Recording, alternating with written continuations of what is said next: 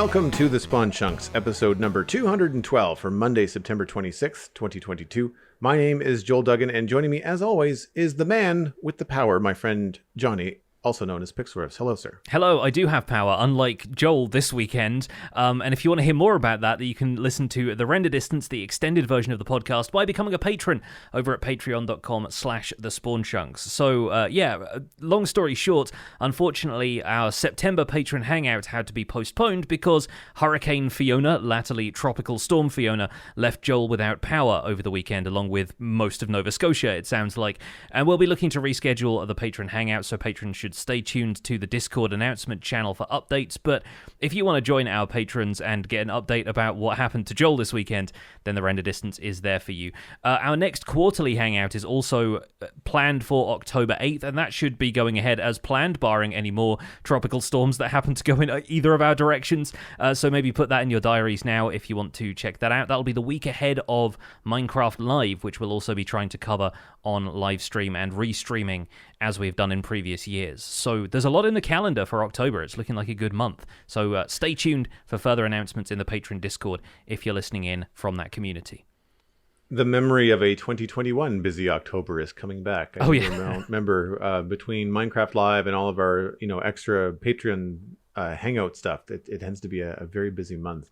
It sure is. I do not have anything new to report in Minecraft. There is no Minecraft, only Zool. Well, Fiona, but same. Yeah. So long story short, I lost power this weekend. It was a pretty heavy storm, lots of damage around the province. I'm okay. Family's okay. Friends are okay. Most people in the city basically lost power for 36 to 48 hours. It's more the rural areas and other parts of Nova Scotia, like Cape Breton, and then other provinces like Newfoundland that got hit a lot harder with the surge. So a quick Google search with CBC and post-tropical storm Fiona will get you there. But thank you to everybody. I had a number of folks from our Discord, the Spawn Chunks Discord, as well as my own personal Discord, reaching out and sending messages, which I could not receive because I had no internet either. So I couldn't even check online. My 5G was spotty at best. But via Alistair, well wishes were relayed and then read later when I was able to log in on Sunday night. And I very much appreciate it. So thanks to everybody that reached out. But everything is okay. Family and friends are all happy and healthy and have not blown away. So that's good. But I have not done anything in Minecraft. I haven't logged in for like a week because in addition to Fiona, Satisfactory also had a launch last Tuesday. So I was really focusing on update 6 during the week, thinking that I could log in on the weekend, fingers crossed. And then that didn't happen.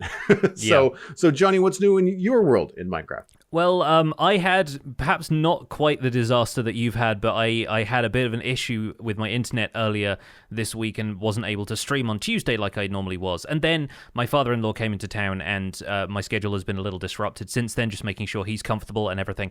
I didn't get too much done on streams like I normally would, but luckily I had a bit of time to play this weekend. I have built an aqueduct in the meantime because my Empire on Empire's SMP needs to have some ancient architecture around, and I figured if I'm kind of evoking ancient civilizations, an aqueduct is a pretty straightforward way to telegraph that.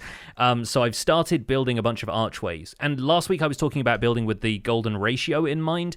I decided to space out the pillars of these aqueduct archways according to the Fibonacci sequence. So I have one section that's 3 blocks apart, and then 5, and then 8, and then 13, and then it mirrors it from there, so it goes back to 13, 8, 5, 3, and those are just the gaps between each of these pillars. So overall, I don't know if it necessarily adheres to the golden ratio perfectly because the centers of the pillars are going to be kind of off, but it's at least like the spirit is there.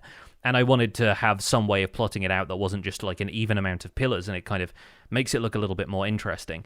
So that's in place. I don't really have anywhere for it to go yet, so I need to do a bit more research into the actual infrastructure around aqueducts, because I know there's like a water tank at one point that stores all of the water for it to be distributed from there, and I need to figure out how that's going to fit into the landscape, along with a reservoir for it to flow from, and that kind of thing. In the meantime, though, I've been thinking a bit more about the farming infrastructure in the area, and maybe this aqueduct is there to irrigate a lot of the farmland and whatnot, but I've been working on ways to incorporate frog lights into the natural plant life of the Empire, because a lot of the time in the Empire's situation, we don't tend to use the Nether all that much for the world building side of things. The overworld is where everything is. It's where everything is connected. Nobody has a Nether Empire or an End Empire, so we're mostly doing stuff in the overworld. And since my Froglite farm is very out of the way in the Nether, it's in a basalt delta about, 1,000 blocks away, so there's not really any chance to go and visit it and have it feel like part of my empire. It's more of a satellite operation. I decided, well, why not create something that makes it feel like we're growing Froglites naturally as part of this empire at home. So I've started a Froglite orchard, is what I'm calling it. And I've got a couple of custom tree designs that have the Froglites hanging in the leaves as though they are just big chunky fruit in a kind of like, apple of the Garden of Eden kind of way, maybe. I don't know. But I started out with the ochre Froglites because they have that natural golden kind of glow to them that I think works really well for the other stuff that I'm theming my empire around. Again, golden ratio and golden this, golden that. I think it kind of makes sense.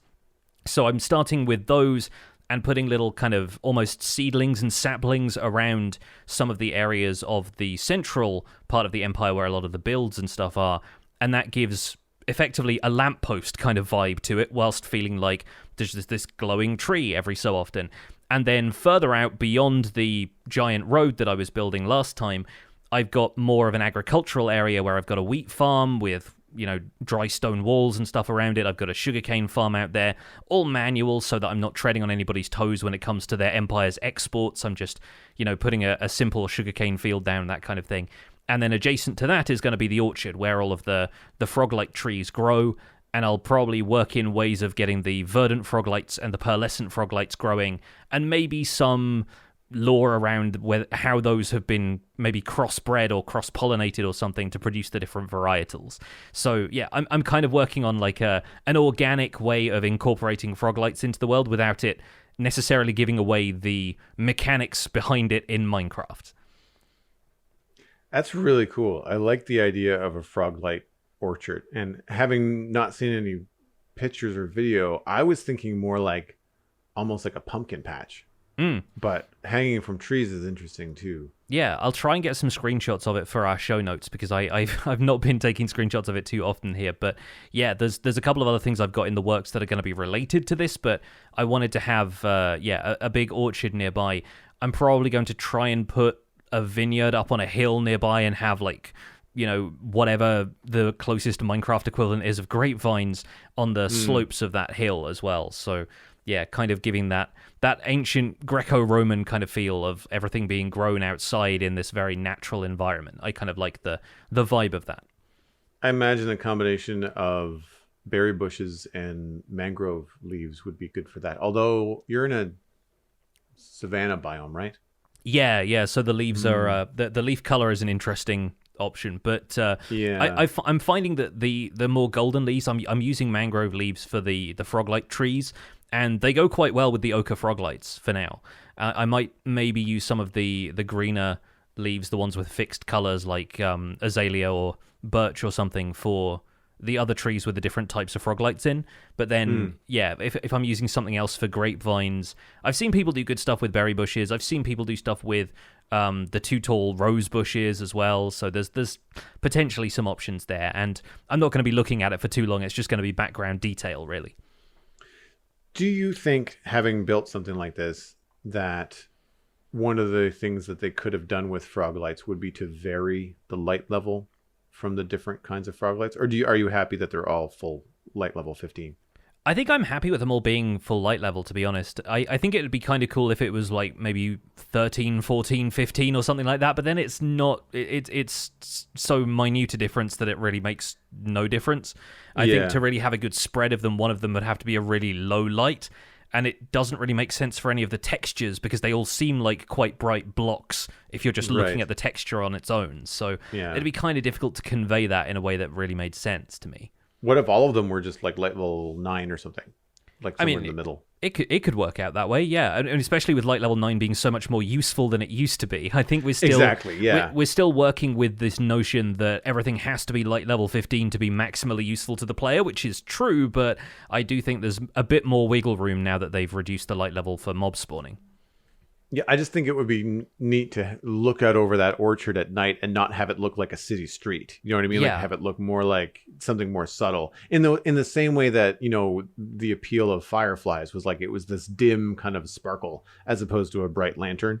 Yeah. And I think that could be very cool. It sounds like a really interesting concept. I really enjoy when creativity like this comes into the game where people are taking things that are not plants or are not, innately meant to be, either organic or I guess man-made and flipping that around. So like taking leaf blocks and making them look like they're part of a wall or vice versa, taking, something that's not organic. I guess frog lights are sort of organic, but like something that's not necessarily found on trees in Minecraft and making it look like it's meant to be. Yeah. Yeah, it's fun to mess around with that stuff. I was almost kind of inspired by the bioluminescent flora you find in games like No Man's Sky that are going in a more sci-fi direction. Yeah. But obviously with this being a more fantasy kind of vibe, it's not like, I'm not breaking these things down for carbon or whatever you do in No Man's Sky. Yeah. Like I'm thinking of it a bit more like an ancient civilization cultivating these things and maybe experimenting with the best ways to grow them. If anything, I'm imagining this orchard looking a bit like the way players plant their fruit trees in Animal Crossing, where you have like a little orchard where you grab all of the fruit and you can sell it to people who visit your island and that kind of stuff. There's mechanics in there that I think I'm going to take a little bit of a cue from. But yeah, I'm enjoying it so far. It's a nice little agricultural project and something that feels organic but still organized is what I'm after. And then once all of that stuff's in place, I can start to make it feel like it's grown wild because nobody's been maintaining it after the civilization fell. And, you can start to build in a few more of the kind of lore touches, the world building touches that are inherent to what I'm trying to do here. Yeah, that's always fun. Like it takes time to add those details, but when you've got them all in place and everything feels cohesive and there's a sense of history, it always feels good to walk away from. Like it feels good to back up and go like, okay, that feels like it's been there for a long time, or there's now elements of that incorporated in other things in the area. And so you can kind of see how civilizations would have used the land or used the things that were available to them in the current, or in the builds that are either old or older or ruined or however, you want to break things down. Yeah, the other thing I'm doing now is trying to figure out where I want to keep the natural acacia trees of the savanna biome that I'm building in. And I like acacias because they have a variety of shapes. They're not just like one squat kind of tree or one massive oak tree. Like there's a bit more variety to them. So I've kept a couple of those in when I've been building the farmlands. I've kind of been building the farms around them. And if they break sight lines and if I want to try and build stuff around them, sometimes I'll just move one over, but I'll regrow a natural acacia tree there instead of building something custom, because the acacia trees are actually like they're quite aesthetically quite nice. So I might try and build some stuff that feels like a natural extension of that tree style, so that it feels like I don't have to do as much work clear cutting everything around me to build all of the custom trees. Aside from the new biomes, I would say savanna is the biome that I have spent the least amount of time in. Yeah. So I know what an acacia tree looks like, but I only know it to chop it down for wood. Like I don't think about decorating with them because I've not tried to live in the brown savanna for any length of time. Yeah. That's the thing that puts everybody off is the grass color, the leaf color, and it's like mesa can get away with it and desert can get away with it because the terrain around you is not grass and trees. It's typically sand and the terracotta colors in the mesa. Yeah, and that more novel. Yeah, provides a very different environment. And then if you put any grass down, you immediately go, oh, no, why did I do that? And you go back to, whatever else. Or moss in the newer versions of the game. But I think, Savannah's been an interesting challenge for me. But from the beginning, it sort of worked out for the notion that this area is older and has kind of withered over time and has been less maintained, so nobody's out there watering their lawns, so it makes sense that there is less greenery building there, and it makes the areas which are that lush green color more significant. They're eye-catching to the player because they think something is preserving the the soil, the water, whatever it is here, and it's working, which is why I have moss and a bit of that kind of terrain around the outside of the catacombs that I'm building, because the impression is maybe the soil there is more fertile, it's being sustained in a more mystical or magical sense that's allowing it to stay green when everything around this has withered a little bit and dried out. See, that would be an interesting challenge, taking things like moss and azalea and birch and things that don't change color with the biome, and then getting rid of all of your ugly grass in a savanna biome or a certain area and replacing either the grass with like coarse dirt or mud or other things that we have, mud bricks, and then cultivating like, lawns or gardens or things and having them be, attached to streams or water sources, and then adding all the really lush green stuff, contrasting quite heavily what the area outside of the settlement would look like. That would be a fun project, actually. Yeah, reskin the whole biome. Like, give it a try. I think it's a really fun project in the same way that people reskin, Mushroom Island biomes to have no mycelium and be all the green grass. And there's some really neat terraforming projects in it if you feel like giving it the time. Well, moving on to the news this week, we do have a tidbit. The Bedrock Edition update 1.19.30 is now available. We'll have a link to the article on Minecraft.net in our show notes. The update includes vanilla parity tweaks for general gameplay, mobs, and the experimental spectator mode, performance and stability fixes, including several crashes and issues with cloud syncing, a whole host of other bugs fixes, all of which are available in the changelog at Minecraft.net. Music is now also included in the mobile app version of Minecraft and no longer has to be downloaded from the Minecraft marketplace. Yeah, I figured it was worth including this in the show notes this week. It felt like a smallish update, and the community's focus is really on waiting for Minecraft Live right now. It's pretty quiet on official channels generally, but there was just a longish list of bug fixes and various sort of small bits and pieces, so I didn't feel like we needed to include the whole thing in the show notes. But hopefully Bedrock players are enjoying the rollouts being a little bit more regular right now, and it seems like they have a pretty solid fix on a good handful of stuff. The biggest complaint I'm still seeing from Bedrock Edition players is one that's very easy to share on places like Reddit or Twitter because you can clip it when it happens. There's this error that takes place in player position and fall damage calculation or something like that, which results in players taking sometimes fatal damage just from pillaring up or occasionally jumping up a block because there's some kind of desync between where the game thinks they are and how far it thinks they've fallen, the momentum that they've had when they've like come down from a jump. And people pillar up and then out of nowhere they die. So that's a little bit rough, and I've seen people calling for that to be fixed when there have been recent changes like this. Well, that would eliminate any kind of hardcore play. That's another reason I think they haven't implemented hardcore in Bedrock yet. It's because there's too many accidental ways to die. Yeah. I think more parity news between Java and Bedrock is always a good thing. Players are always asking for it, from what I can tell in our Discord and the discussions between Bedrock and Java players. And I think the less hopscotch that has to happen when you're trying to describe what's happening in one version and how it's different in the next is good. So I think reporting it and making sure people know that it is not all happening at once, but it's always nice to see progress is a good thing. Yeah, but aside from that, it's pretty much all quiet on the news front. I expect we're going to see a couple of videos building up hype for Minecraft Live once October rolls around. And I want to remind everyone that last year we only got the mob vote nominees in the week leading up to Minecraft Live being broadcast on the Saturday. So I'd expect a similar approach this year. We're probably not going to see Tiny Agnes and Tiny Jens for a couple more weeks here. I'm looking forward to it. I really am looking forward to those little cartoons. I find them very well made. Even though they don't give a lot of information, I do find them charming. So that will be fun when that starts to happen. Do we remember? We should know. We reported on it. But the mob vote is happening. Is it 24 hours before? Yeah, it's Minecraft basically Live? The vote's not all week. It's just the 24 hours ahead of it. Yeah, it's opening a day ahead of the final announcement, and you're going to be able to vote in 3 places. It's either on Minecraft.net, in the Java Minecraft launcher, or on a special Bedrock Edition server that they're setting up to allow players to log in and vote. So it seems to be that they're tracking it based on actual player activity rather than just a Twitter poll this year, which, we talked about last time, and I think is a very smart way to cover the vote. Well, and every vote is linked to a loggable Minecraft account, right? So that makes sense to me. A little bit harder to bot vote and that kind of stuff.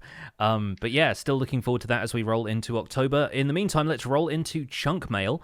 If you'd like to email the show, the email address is spawnchunkmail@gmail.com. I expect there'll be a flurry of emails right after the Minecraft Live announcement. So if you have any burning questions or things you want discussed on the show, once again, keep them short and sweet, but it'd be great to get a couple of emails before we head on into October here. The first email comes in from Mr. Smiles with the subject, Archaeology Elder. Hey guys, love the show. Just building off of the topics and ideas you guys were talking about in the last episode with Dr. Christie. What if a village elder was introduced into the natural generation of villagers?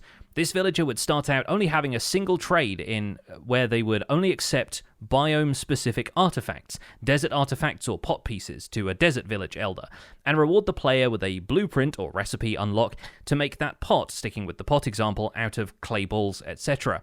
I think this would fit into a new narrative of preserving a village culture while giving positive feedback to the player for doing so. This would also scale pretty well, one pot made of specific artwork, artifacts for a new blueprint, etc. On the flip side, if you were to dig up or touch a forbidden item, anytime you touch that item you'd receive bad omen, then be more or less forbidden from going near the village for a time. Curious what you think. Mr. Smiles learned how to make paintings from the generous village elder. I really like how the tagline expands this entire email into the realm of new, intentionally made paintings by players. Yes. Not just pots. Like, I know pots were the example that they used because that's the example that Mojang used on stage when they talked about archaeology. But I just like the idea of all kinds of decorative things. Pots, paintings, anything you can hang on a wall, sconces, like just you name it. The kind of things that people are champing at the bit for in Minecraft. To tie that to something like archaeology where you have to find the plans for it or find the artifact, a broken thing, like a broken pot or a broken pillar or other kind of wall attachment or smaller, decorative item.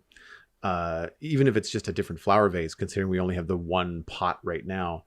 Like, I feel like that would open up a lot for players searching, players interacting with the village elder, which again I like because it's preserving the culture, as we talked about with Dr. Christie. And I think for me the biggest change there is like it changes that gameplay mechanic of like, there's a new block, here's where you find it. If you want a lot of it, you're going to have to dig it up, and by digging it up you're going to leave a giant hole where it was, and it's going to be a hard thing for players that might really like the look of where it was, like a geode, where you might want to keep the geode, but then you want amethyst, so then maybe you either have to wait and harvest the amethyst crystals or go find a geode somewhere where you don't care about and still leave a giant hole in the world. And I think there's an interesting kind of play there where there is going to be consumables used to make the thing from the blueprint, but they're probably going to be recipes with stuff you already have. Like, I can't see them putting the recipes for new clay pots behind some crazy hard to find, materials in the world. You might need one, like maybe you need a specific blue or cyan dye to recreate a specific pot that you found in the jungle. But I think that most of what you have is going to be clay or stone or wood or things that you're just going to have a ton of anyway. So you're not going to have to go dismantle more of the world to reproduce this really cool new thing that you learned how to build. And I think that's a really neat twist on what's happening in Minecraft now. Yeah, I think it's an interesting concept when it comes to gating recipes behind mechanics like this, because you typically don't have many situations where you are limited in what you can craft by not knowing the recipe. A lot of the time, if you have the ingredients, you can craft something. And that's part of what's interesting about the idea to me, is being able to unlock recipes that aren't necessarily, gated behind just going and finding an incredibly rare resource. Like, yes, you can't make a recovery compass, for example, until you have 8 echo shards and a compass. But if somebody brings you 8 echo shards, it's not like you had to go and discover them yourself. You can still craft something. Whereas if you're earning recipes from interacting with a village, I think that's a really interesting mechanic. And if you keep them just aesthetic, so it's not necessarily like you're earning some endgame gear just from having got lucky and found a village, then I feel like it's still kind of works. And I do love the idea of a village elder. I think villagers are so identical in their basic appearance, professional clothes notwithstanding, that I think adding villagers who are substantially different looking is actually quite a cool idea. If you look at the way illagers are, I think they're not wholly different in terms of their facial appearance, but I think evokers maybe have different eyebrows or something like that.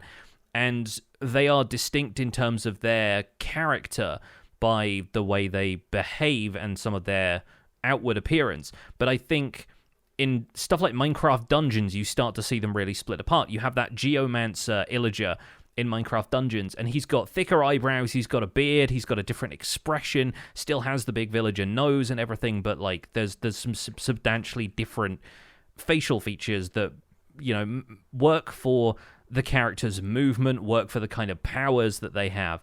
I'd love to see a villager version of something like that. And I think, honestly, having a villager who signposts different functionality by looking different, you know, so you go up to this villager and it's pretty clear this isn't the kind of villager that you trade with the way you do some of the others. It's a little bit different to experiencing a nitwit villager for the first time and not realizing that this guy in the green coat is never going to trade you anything. Like, that kind of mechanic doesn't really make sense on an intuitive level. You just kind of have to poke the guy until you realize that he's not going to do anything. Whereas if you walk up to a village elder and they go, huh, and they, I don't know, an icon pops up that shows you a pot or something like that, then that's going to be something completely different from all of the other villagers around them. Also, a pretty good incentive to not lock a villager in a box, you know, in a respect your elders kind of way, but also in a way that, you know, it's not going to benefit you to have this villager around to trade a bunch of emeralds for existing gear and items and stuff that you can get other ways. Like, I think it's got potential, an idea like this. Yeah, I mean, I'm on board for a Papa Smurf villager. I'm not sure about you, but I'm down. I think that one of the things that I find so monotonous about the villagers is that they all sound the same. They make the same noise over and over again, and they all look the same. Like, they just it become. I mean, I know they have different outfits depending on their occupation or profession, but I feel like they could do a little bit more. Like, the character designer in me cringes at how homogenized they all are. Yeah. And I mean, even I can understand from a certain perspective why they'd want to keep them all looking the same, but I think that you could even do something as simple as having a couple of height variations, you know. Yeah. Having a couple, you know, having farmers be a little bit shorter and stockier, having librarians being tall and skinny. You like, just, you know, they're tropes, but like, you know, I would say that it would be a lot easier to discern, because like when you're designing characters for like a comic strip or something like that, you want everything to be very recognizable in silhouette. Like, you immediately want to go person, alien, monster, and just know exactly, you know, what you're looking at. And I feel like if you put all the villagers in silhouette, I'm not going to be able to tell them apart, because it all depends on their pixelated textures for their clothing, right? Yeah. Every now and again there might be a belt thing or something. And perhaps what they're standing near, you know, if they're near, you know, a blast furnace or something like that, that might tip you off. But I feel like they could do a lot more. And I guess there are some hats. There are some hats that change. Farmers have hats. I feel like, do the fishermen? No, yeah, the librarians have monocles. Fletchers, cartographers have monocles. Fletchers have like the little hat with the feather in it. There's a few subtle though. Yeah, a few subtle changes, and I do think part of the value in that is knowing that you can change one villager's profession, like knowing that like the librarian isn't locked into being a librarian and they go back to being that basic villager without radically changing their appearance. I think one of the things that's really jarring about some resource packs, like some texture packs out there, and me and ZloyXP did a very funny video about this a while ago. Funny because he was directing it and it was hilarious, not because I'm trying to be like, I was so funny in this video. But we went through a bunch of different resource packs on the Bedrock edition of the game that had different villager textures, some of which were just, again, the same approach that vanilla Minecraft takes, where you reskin the same villager model and the same villager expression, but some of them radically changed what the villagers looked like, and they all had different facial expressions. And so it means that you're turning this like lady who was selling you books into like this old man who's working with steel, and some of that stuff just feels kind of jarring from a mechanical perspective when you're like, oh, all I wanted was for this lady to trade me a different resource, and then, you know, it radically changes their appearance. And I don't necessarily see that as a good thing, because it kind of takes you out of the world and being like, I'm transforming these people too much. And I do wonder if it makes sense for a village unit to have a villager that looks so different to signify this villager will only do one thing and one thing ever. But if there's only one type of village elder, then it's not like you're trying to re-roll their profession for different traits or something like that. You just kind of have to take what you get from that guy. And I think that could be almost like a return to old villager mechanics, but in a way that adds value to the existing experience by making that villager something significantly different. I'm sure that there's probably villager animations that have been tweaked, because we've talked a lot about better animations, quote unquote, with mods for animals and different, other aspects of Minecraft. I'm assuming that someone has also tweaked like villager animations and like they give them like facial expressions, and because I don't mind the villagers so much in like the Minecraft cinematics. I find them kind of goofy and fun, and like the gag that they run around with their hands in their sleeves and they trip over stuff and they still don't put their hands out to stop themselves, like that kind of stuff. Mm-hmm. You could have some fun with that, but I think that there's a lack of personality that comes with the, I guess, homogenized villager kind of like offering we have right now. And I think some of the things that I see in those Minecraft trailers, specifically the latest one with all the dancing and the head bopping and stuff like that, I feel like that's the kind of thing where I don't want villagers dancing around necessarily, but I feel like having those kind of animations could be distinct, because you could change the way a villager animated without changing their physical appearance, so you wouldn't have that jarring change. Like if you don't want to add a beard to this character and then have it magically disappear when you change them from an elder to a librarian, then you could at least make the elder move slower or look like he moved older or she moved older. But I don't know. I don't know if that would be just as jarring if it went back to like, now it's a healthy farmer running around. Like it's a difficult thing. I can see where you get into the weeds of it, and it's not just a simple like, yes, we can do this right away.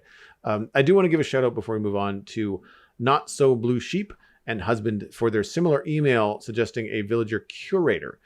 In their email idea, the curator had a pedestal job site block and displayed your artifact on it. That artifact block was then be something that you could not destroy. So it would be, if you tried to mine it up, it would be destroyed. So it became something that was precious and you couldn't repeat the process, that kind of thing. That's cool. I like that as a similar take on the idea. And it's good to know that our discussion last week got people thinking. So excellent stuff. Next email comes from Gabty, a landscape artist, and the subject is sightlines. Good morning, gentlemen.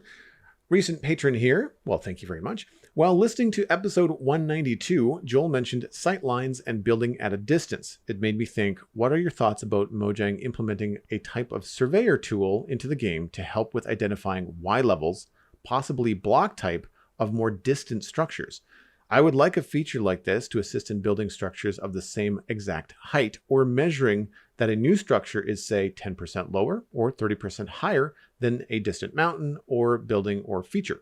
Speaking of Y levels, how do I interpret my player's current Y level? Is it based on the level of my feet or the level of my head? Thanks. Keep it up, guys. Gapty got sick and died from Y level induced vertigo. We've all been there. And I never knew I wanted this until just now. But yes, I'm 100% on board with this. I've just built a bunch of pillars for this aqueduct I was explaining earlier. And I have the hardest time sometimes eyeballing whether I'm matching the height of neighboring pillars. If I'm a block higher up or a block lower down, sometimes I think I'm on level with the other pillars I built, and then stepping away and realizing that I've built them all at like weird descending heights is just maddening. So I like this idea. It reminds me of a similar concept in Terraria where they have a ruler, and because Terraria is all a side-scrolling thing in the third person, you can measure out how many tiles in front of you and above you something is when you want to build stuff with more exact dimensions. And that's an accessory that you have to find. You loot it from a treasure chest that you find in the world. But I think it's a really neat way of expanding your ability to build in that game in a kind of intuitive way, and being able to measure stuff like that really makes sense. So matching the height of nearby stuff, especially at longer distances when you can't just like move over a couple of blocks and see like, would I be able to walk on that? I think that'd be a really useful tool for builders. I agree. I am very often trying to match the roof heights, walking back and forth between buildings and counting blocks to make sure that I'm starting the roof at 3.5 or 4.5 or whatever the other building is that worked out so nicely, and I can't remember what it is. I currently use a tool in game called Mini HUD to display block light level on block surface with a flip of a hotkey. We'll have a link to that at curseforge.com. And it is a very robust, capable mod. I use it for something very simple. It's overkill for what I need it for, but it's just so simple to do this and so convenient to check light levels when you're trying to do like a dimly lit pub in a medieval setting and you don't want spawns, but you want the light level to be like 1 or 2 or 3. It's hard to tell visually, so it's nice to have a mod like this. Something like this in a mod I can see existing. It would not be easily incorporated into the RP of the game. It would be very much like a heads up tool like the F3 screen. But I would love to be able to look at the side of a block and tap a button and see that it's at Y level 63. And it wouldn't have to have the Y on it. You could just have a number 63. I guess the only problem there is like now that there's so many levels, like once you get up to the full height of the world, you're dealing with 3 digits. And whether or not that's going to be clear on the side of a Minecraft block with only 16 pixels, I guess it would be okay. It would just depend on, I guess, the mod in this case. But one thing that I thought could be handy and could be more in-game would be to incorporate it into the spyglass. This doesn't really help for up-close builds, but if you're looking at something like a mountain or a pillager outpost or something, and you're trying to figure out how tall it is, looking through the spyglass, if it gave you some sort of readout, like as you looked up or down, if there was some sort of dial that kind of rolled around and gave you some sort of like, you're looking at a block that's 112 blocks high, or you're looking at the top of this mountain and it's 200 blocks high or something like that, would be an interesting exploration tool. It would give you an idea of how high you have to climb. It would let you know whether you're going to pass into places where water is going to freeze, like all that kind of stuff could be really interesting in the spyglass. And I would argue give the spyglass more usability than it currently has for a lot of players. Yeah, having the spyglass as like an analytical tool, I think, is a really cool idea. And like having a readout almost like you see in sci-fi movies or whatever, where it's got, you know, a readout at the bottom of what stuff is. I think that could be really cool. Obviously, that feels a little too high-tech for Minecraft, but I do think there are ways that you could incorporate that don't feel that way. Maybe, yeah, combine it or enchant a spyglass or something like that, so that you could have a bit more flexibility there. I agree. I like the tagline too, because it made me remember my first time jumping off of Snake Mountain, my very first Minecraft world, into the safe lake below, and having that pit of your stomach drop, just like you're on a carnival ride. Mm-hmm. Yeah. I had a big monitor at the time, and still, it doesn't happen that often to me in Minecraft anymore, specifically because I think I have Elytra on, but I've experienced it in other games, and it's rare. And once you get used to the game and the gravity and the way that you move around, it starts to go away. So it's one of those first Minecraft experiences that you can't really get back, you know? Mm-hmm. But it definitely reminded me of like the vertigo thing. Something that I find is missing from Satisfactory, which I play a lot, is like any altitude measurement whatsoever.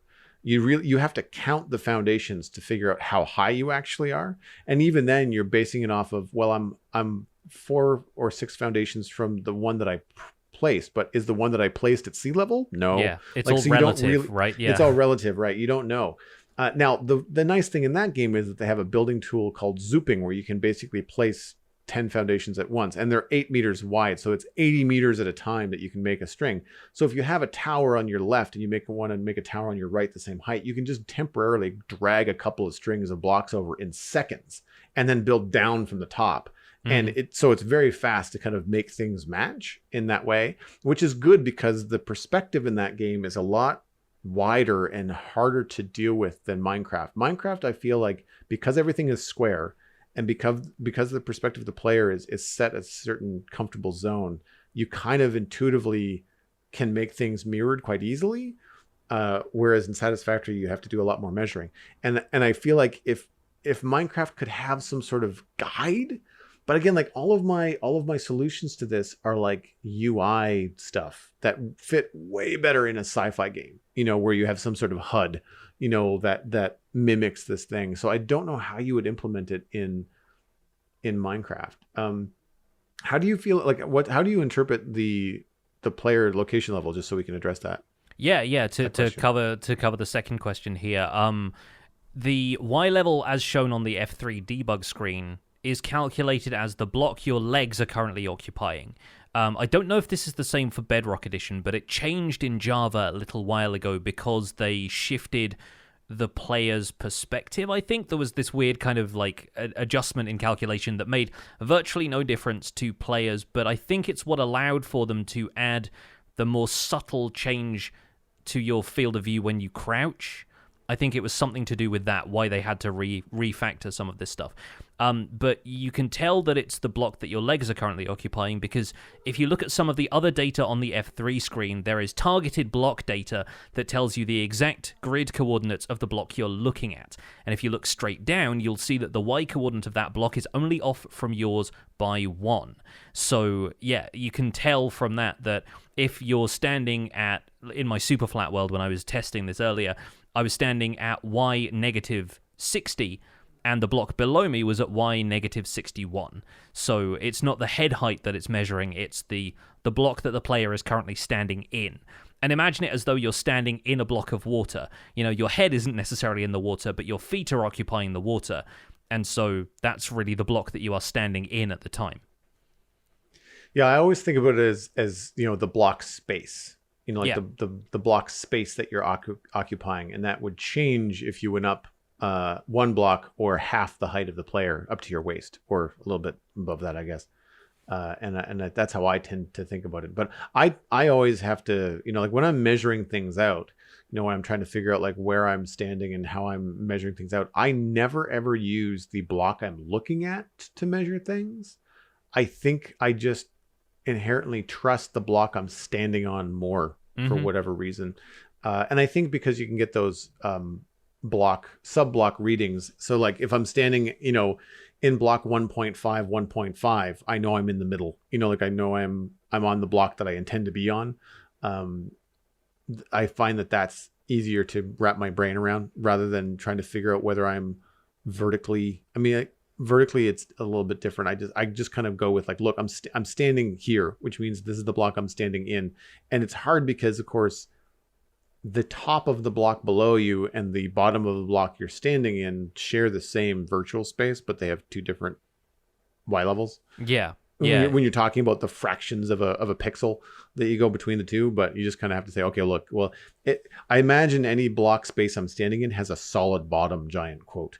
You know, so that you're not technically, if you stood on your apartment floor in a cardboard box, you'd be just a little bit higher than the floor. Yeah. But you'd feel like you're standing on the floor, right? It's like you're wearing shoes at the time, and it's like, you're lifted up from the floor ever so slightly. But yeah, it's one of those frustrating things where there is a mathematical answer to this, but so much of it we are just used to doing by feel as part of an intuitive experience of playing the game. So I can see where the confusion comes from, but hopefully that's clarified some stuff for you. I figured this week we could talk about the weather a little more. Apropos of Joel's recent brush with Hurricane Fiona. This is a topic that's come up occasionally in discussions before, but I thought we could do a deep dive, considering that we're on the walk up to Minecraft Live, and I felt like maybe throwing out some other ideas for future improvements to the game and systems that could be expanded.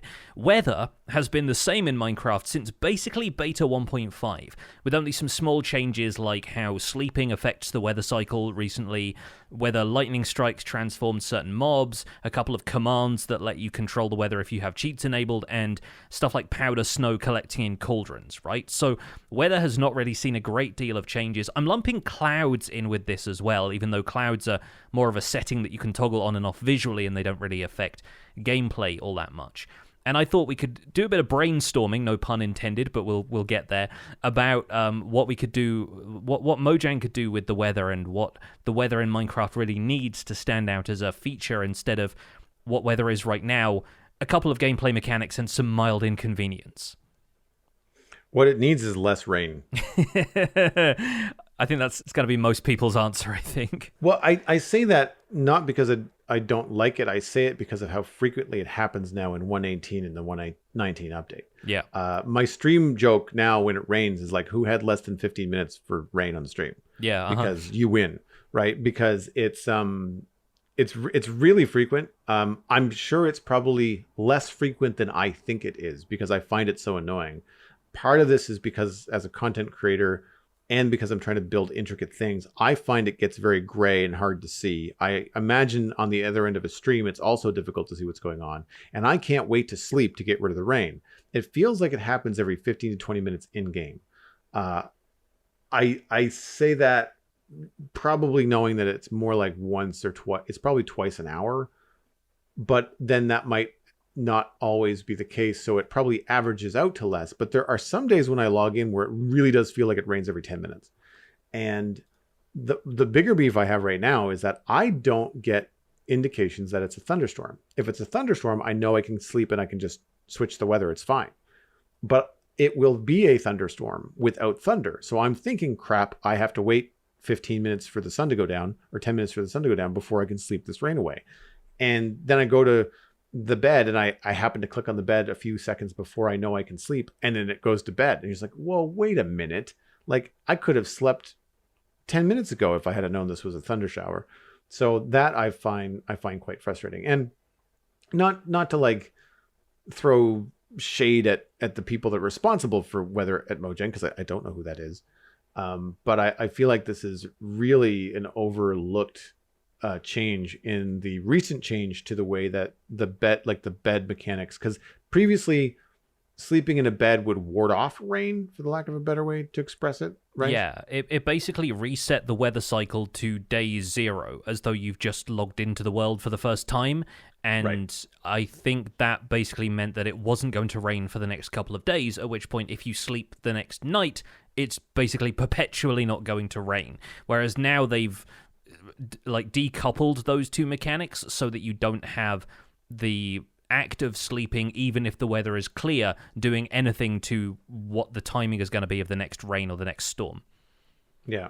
So I like weather sometimes. I think the rain in Minecraft can be kind of soothing if you're in the mood for it.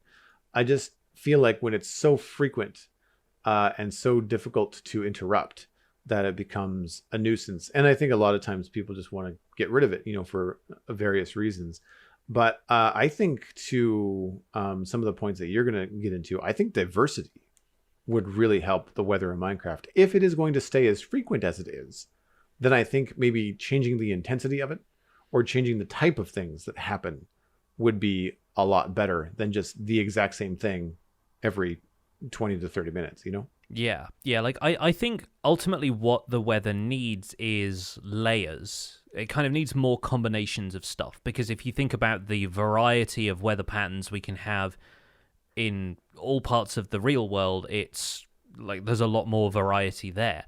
And a lot of it is down to different things. It's not necessarily just, is it raining or not? Like there's atmospheric pressure and like all sorts of stuff creating different types of clouds, and fog is really just like a low-lying cloud, but then there's some of it that is, it's more common closer to coastlines and that kind of stuff. So there's a lot of ways that could be more complicated without necessarily providing a huge amount of extra value for players.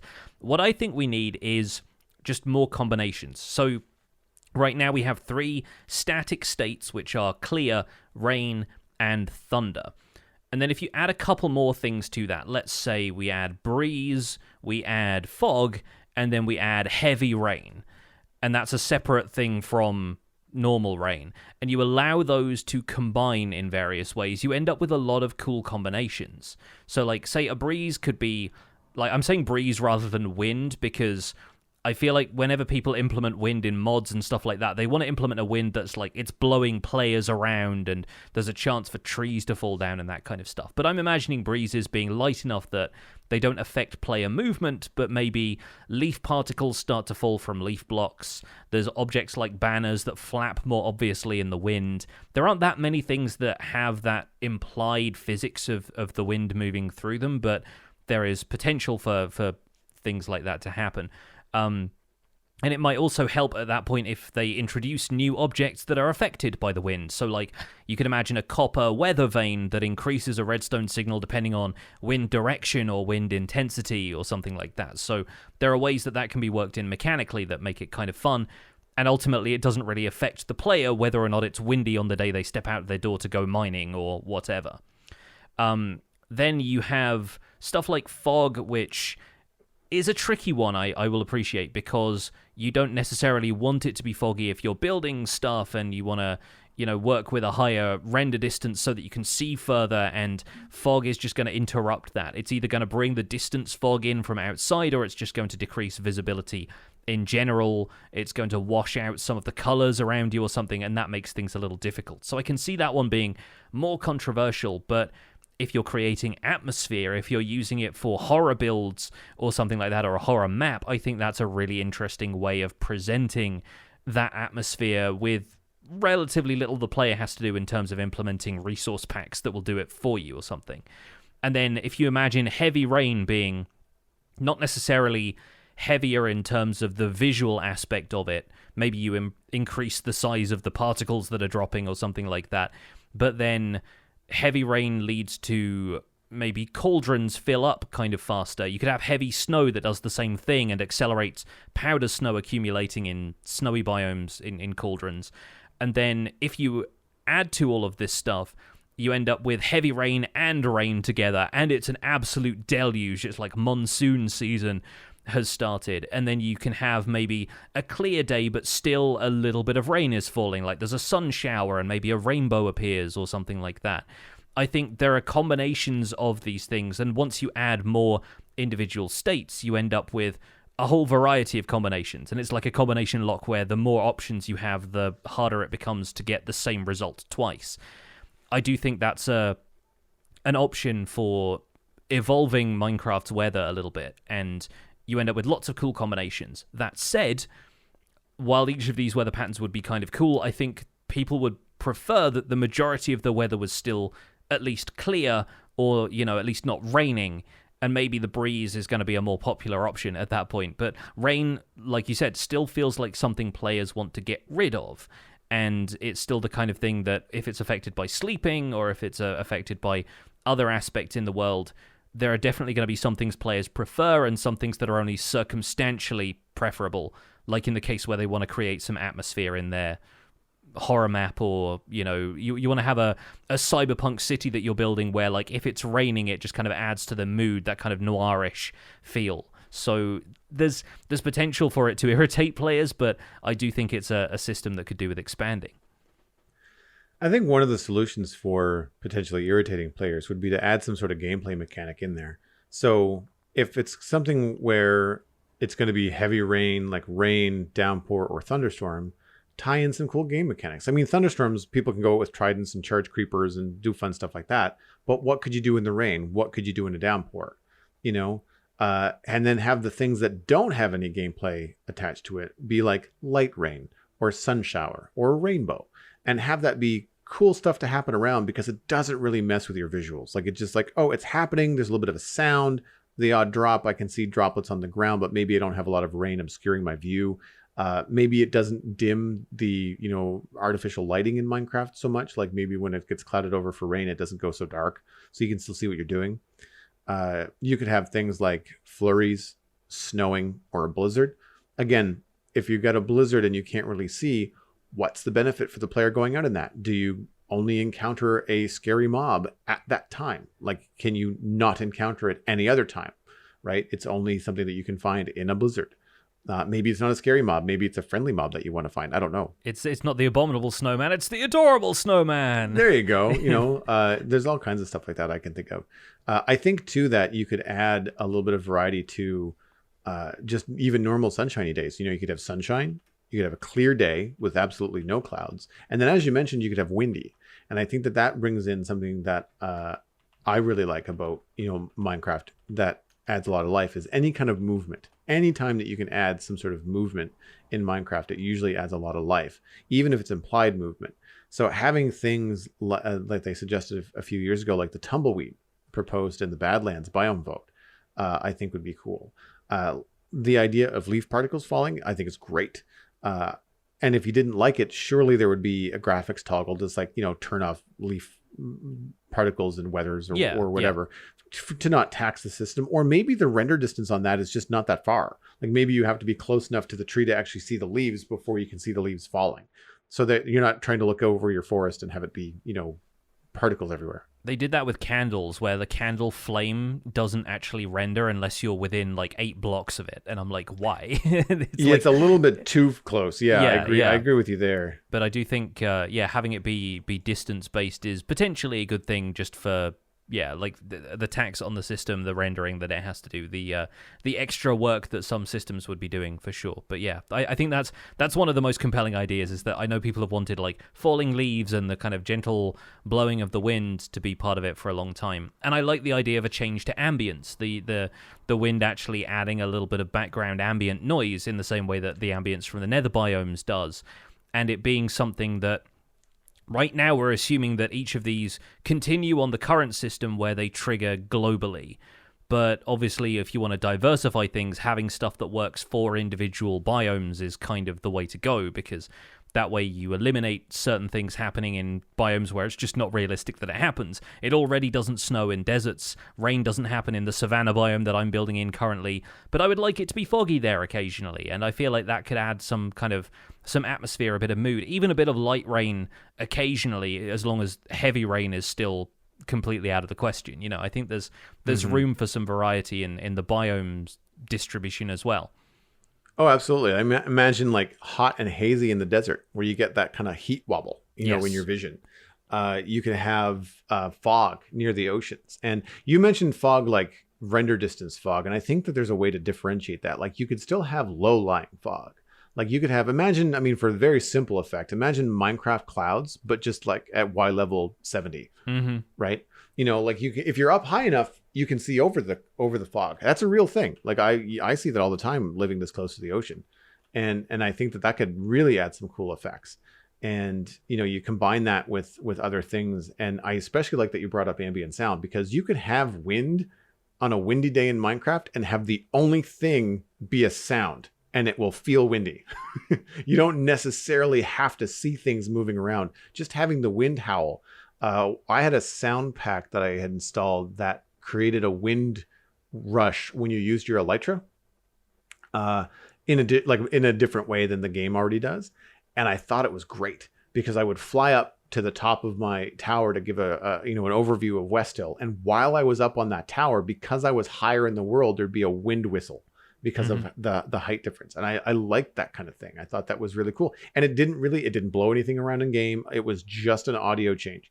And I think that you could add a lot of stuff there, especially if you start to think about like the kind of sounds that you would get in, say, a swamp, combined with like fog, some dim lighting. You get like frogs and crickets, and like you could do some things with the weather biome specific for those special cases like swamps or deserts or things like that I think would add a lot.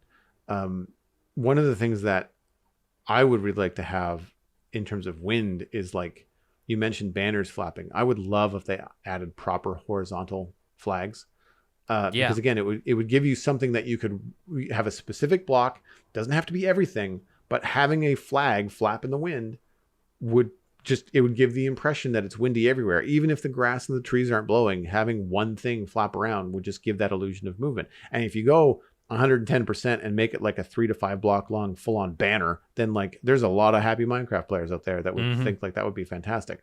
I don't know how you do it and have it look Minecrafty. Like there's a lot of questions that I can't answer, but I do like the idea. I'd be happy even with a banner that doesn't even move, just like a straight out horizontal banner, just to indicate wind direction is either left or right, or I shouldn't say left or right, north, east, south, or west. That to me would be cool, because we've already got mechanics like, when you're facing a certain way, an anvil will place in a certain orientation. And if you did that with a, flag banner, and you just go around your town, make sure all the flag banners are pointing in the right direction, and it's going to look like your banners are caught in the wind. And I think that would add a lot, of implied movement, I guess, to not even get into moving things around. Out of curiosity, do you think that players would benefit from being able to control the weather directly? Would we benefit? Absolutely. Should we be able to? I think that's a different question, because like it would be great right now. Like on Empires, we set up a system a little while ago where we had the Thunder Shrine data pack from vanilla tweaks, which allowed me to start a thunderstorm anytime I wanted to, because my stuff was copper and tridents and lightning rods were new, and I wanted to, make sure I could play around with some of those mechanics. And then on the more recent season of Empires, we have a campfire set up at spawn that's rigged up to a couple of command blocks. And if you extinguish the campfire, a thunderstorm starts automatically, and then you relight it or you extinguish it again, it resets the weather. And so we've set up ways that we can use that, because thunderstorms are advantageous to the player. You get charged creepers that way, which means you can get mob heads. There's other things you can do with thunder. If it's raining, you can fly infinitely with Riptide without needing fireworks. There are a few advantages in terms of gameplay stuff. But the question really is, does the player really, I don't know why deserve is the word that springs to mind, but does it make sense within the world of Minecraft for the player to be able to control the weather? Or is that is that putting the player's power in a more cosmological place? Are you then extending your power too high into manipulating the world around you? I don't know if it's something that the players should be able to do on their own. It feels like it needs to come hand in hand with some other kind of mechanic, whether it's something you find in an ancient city that allows you to do it, whether it's a redstone thing that maybe allows you to predict the weather a little bit better instead of just changing it completely. Maybe I've mentioned this who knows how many times now, but having a villager profession that you trade a lot of emeralds and maybe a totem to or something, and then that guy can change the weather. I like the idea of being able to do that, and especially if there are more weather conditions that can be generated, and some of them are desirable circumstantially, I think it makes sense to give the player more control over that for creative reasons. But then I don't know if it really makes sense in the context of survival Minecraft, where you are really meant to just be one player, and what you do is manipulate the blocks around you, not the conditions of the world itself. So that's where my brain was going, was having something that would allow you to do that, because we're enchanting weapons, we're using beacons to be able to mine these blocks faster. So I thought, what about something like a weather altar, where it would require some hard items to get to craft it? So, end game kind of mechanics. Perhaps take some sort of fuel, maybe it's XP, maybe it's an item sacrifice, something you don't get back, similar to a beacon. And then you could turn it off and, similar to a beacon, have it affect a certain radius. So already when I thought about this, I thought, that would be complicated in a multiplayer situation if your weather was affecting a wide enough area that it would affect other players. Like walking into somebody's rainbow bright build and making it rain all the time would not be desired by the other player. But if it's something that you can set up and say and for that particular player that has the beautiful rainbow build, maybe they want it to be sunny all the time and they don't want it to rain. And to be able to set up something where they could just recharge this altar or block or something to say no, let's not have the rain happen in this area because I have made the necessary, magical sacrifices. So there's enough magic in Minecraft, I think, that, that I don't feel like that is outside of the realm of possibility. I do think that the level of control the players have at endgame, I feel like when you get into that stuff, the only thing left to do in Minecraft at that point is build and be creative. Yeah. And when you're at the mercy of rain every 10 minutes or, not having fog when you wanted to make a spooky Halloween build, I think it would be great, especially for map makers or even just those showcase builds where you want to make that spooky town. And how cool would it be if there was mist creeping across all of your graveyards all the time when players walk through it? I remember very specifically the transition from I can't remember the name of it's the main city. Stormwind goes down into a different kind of biome, and then it goes into Mirkwood or not Mirkwood. Mirkwood's in Lord of the Rings. Anyway, it transitions into the spooky spider forest, and everything goes misty and gray, and your visibility goes down, but it makes walking through there spooky. And it would be cool to have that kind of stuff in Minecraft, whether that's a threatening forest that has extra spiders like we talked about a few weeks ago, or whether that's, creating something that the player can control and saying, oh, welcome to, you guys all have different empires on the server. How cool would it be if you walked into, the Western Empire and everything's all tumbleweeds and wind, or vice versa. You walk into someone's creepy empire and it's all foggy and rainy, and like the mood would be set. And I feel like that really helps for the end game stuff. I mean, I am an end game player, so that's where my mind is, but that's the kind of thing that I think would be really, really fun for the players to mess around with. For sure, yeah. And this was also prompted a little bit by there was a recent Reddit post by a user called Andri4054, and they suggested a change to clouds. And it occurred to me that clouds just have functioned the same way for a while, and the only change we've had to clouds really has been increasing the height of them when the overall world height was increased in 1.18. And thinking about the idea of fog rolling through an area, like, you can do that as long as you have your builds at a certain elevation. But I think one of the more popular settings of something like Optifine is to change the height of the clouds, or some people even in vanilla just remove clouds entirely, because I don't think anybody really enjoys walking up a hill through the clouds. It always sounds better than it feels in practice, and it's because the clouds are hard shapes, and so instead of it sort of drifting in, you just immediately get hit with this reduction in visibility, and it's like a wall just hits you right away, and popping out of the cloud at the top or the bottom of it, again, just immediately changes things, and it almost flickers if you jump up and down. So I feel like that kind of thing, it can't be eased in gradually because of the shape of the clouds and the way it's effectively creating these rendering bubbles, almost. But I do kind of wonder if there is room for clouds and stuff like that to change in tandem with a change in the weather. And Andre's Reddit post suggested a change where they react to the elevation and precipitation of local biomes, and they conform to a kind of cloud density map where they cluster around mountains and kind of build up against the hills, and then they burn up over deserts. And so there are effectively holes in the cloud map that clouds don't necessarily travel to. And this looks cool in 2D. It's represented by a series of GIFs in the Reddit post where it shows the original way the clouds generate now, and a couple of potential ideas for this kind of cloud density map, and they sort of ramp up against the side of hills and then flow around them. And I like that, and I think it looks cool in 2D. I'm not sure how it would work in practice because of, like I said, the kind of the hard wall that a cloud creates, and also, do the clouds just kind of disappear? Do they overlap with each other? How does that affect anything? And I'm kind of curious to see if anybody's done that with mods or anything like that in practice. But if you're going to implement fog as a ground-based weather condition, I feel like it can't just lay on so suddenly, and it makes sense for it to drift in and out a little bit, visually speaking, but I don't think it's got to be done in a more subtle way than a hard wall of cloud hitting you. So I used to play without clouds at all in Minecraft. I think I brought them back because of the changes that they made to the cloud height and the world height with 1.18. But what I find is that when I look at clouds that are super realistic, like in shaders, it takes me out of Minecraft. Like, it doesn't really match.